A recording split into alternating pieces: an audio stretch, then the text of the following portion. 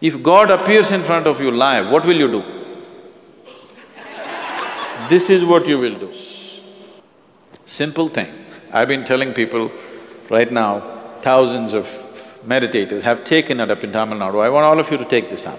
When you pick up the phone, what do you say? Hello? If you're speaking in English language, you say hello.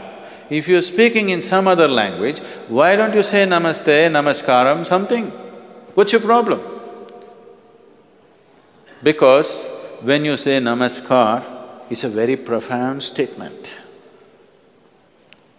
Hello doesn't have that, but you say it because somebody has taught you. I mean, we brought this, see, till the English got established. They came in almost 300 years ago, but they got established only in the last 150, leaving the 65 years, 150 years before independence. About 100 years ago, when were your holidays in a month? Do you know? In this country, the holidays were always 3 days, 1 day before Paurnami, 1 day after Paurnami and Paurnami.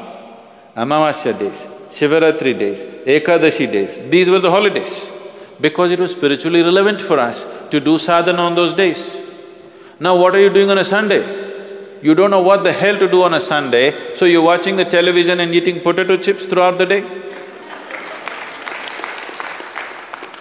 I'm saying the whole culture was designed to assist your spiritual sadhana, but we don't have the courage to go back to that in the world outside. At least in your homes, you do that. At least in your homes, you do that. If you're running a business, you can do it. Every employee of yours will be very happy that they have a holiday when others don't have it.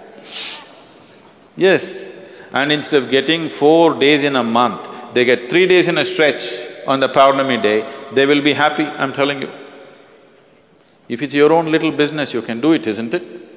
Yes or no? If you have business which has to sync with the outside world, every day there's transaction, you can't do it. But in your home you can do it, isn't it? To whatever extent you can. At least you can say Namaste to people. You know what this means? If you go into the temple, this is what you do. If God appears in front of you live, what will you do? This is what you will do. If this man or woman comes in front of you, what do? This is what you will do. If you see a beautiful mountain, what do? This is what you do. If you see a tree, what do? This is what you do. If you see a cow, what do? This is what you do. Not just that, even if you see inanimate objects, this is what you do. If Shiva appears also, this is what we do. If a laborer here, whose name may be Shiva or whatever else, to him also this is what we do.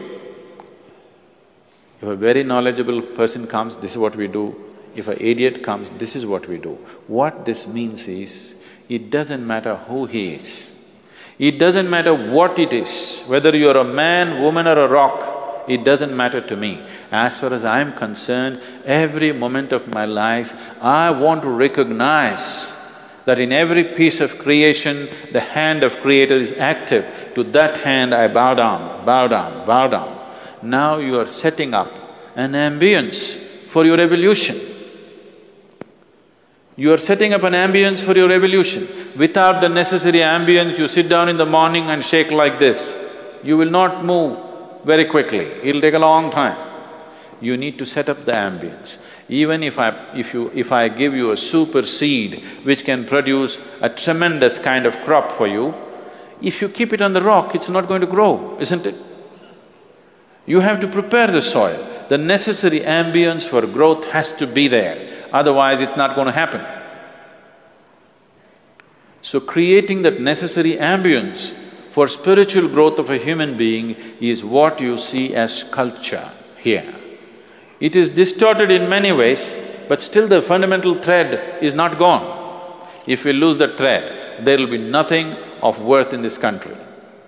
There'll be nothing of worth in this country if you lose that one spiritual thread, because that is the greatest thing we can offer to the world. The other parts of the world have done other kinds of achievements. In physical sciences, in technology, they've reached to many places. This can be the greatest, fabulous exchange of people and knowledge base. We have the knowledge of the internal, they have done well with the external. Isn't this a perfect formula for everybody to live well in the world? Isn't it a perfect formula? The two sets of people have two different dimensions of knowledge. If both of us see that we have need for each other, isn't this a perfect situation to live well? But people may choose to fight instead of living well. That is because if we do not create the necessary ambience for spiritual growth in the world, you teach as many damn practices as you want, you build as many damn temples as you want, people will not go very far. You have to create ambience of life where every moment there is a reminder, there is a reminder, there is a reminder.